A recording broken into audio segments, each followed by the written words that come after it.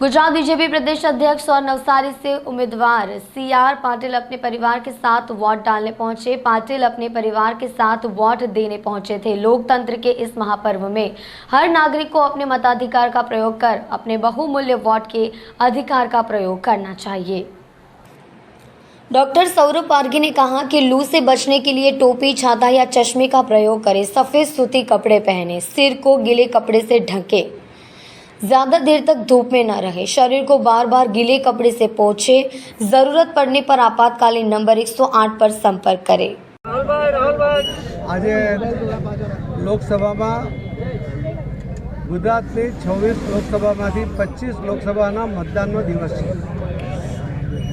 अपना देश में आखा दुनिया में सौथी मोटी लोकशाही, सौथी मजबूत कही शकाय एवी लोकशाही એને વધુ મજબૂત કરવા માટેનો આ પર્વ છે। અને આવા પર્વમાં હું સૌ મતદાર ભાઈ બહેનોને મારી વિનંતી પણ છે કે આપણે સૌએ આપણને મળેલા મતદાનના અધિકારનો ઉપયોગ કરવો જોઈએ। જે યુવા મતદારો કે જેમને પહેલીવાર મતાધિકાર પ્રાપ્ત થયો છે એમને પણ મારી વિનંતી છે કે એમણે પણ પોતાના મતાધિકારનો ઉપયોગ કરવો જોઈએ। લોકશાહીને મજબૂત કરવા માટે આ પ્રયત્ન છે અને એ પ્રયત્નમાં બધાએ પોતે ભાગ લેવો જોઈએ।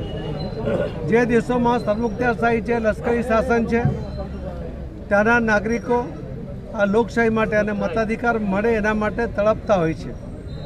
જ્યારે આપણને સહજતાથી મતદાન કરવાનો જે અધિકાર આપણને પ્રાપ્ત થયો છે તો આપણે પણ એ મતદાનના અધિકારનો ઉપયોગ કરીને વર્ષો પછી જ્યારે આપણને લગભગ 75 વર્ષથી આઝાદી પ્રાપ્ત થઈ છે ત્યારે હજુ પણ આપણે મતદાન માટે ઉદાસીન હોય એવું ઘણીવાર બને છે। એ ના બને અને કોઈપણ સંજોગોમાં આ મતદાનનો અધિકારનો ઉપયોગ થાય એવી મારી સૌ ભાઈ બહેનોને આખા ગુજરાતમાં સૌને મારી નમ્ર વિનંતી છે। ખૂબ ખૂબ આભાર, ધન્યવાદ।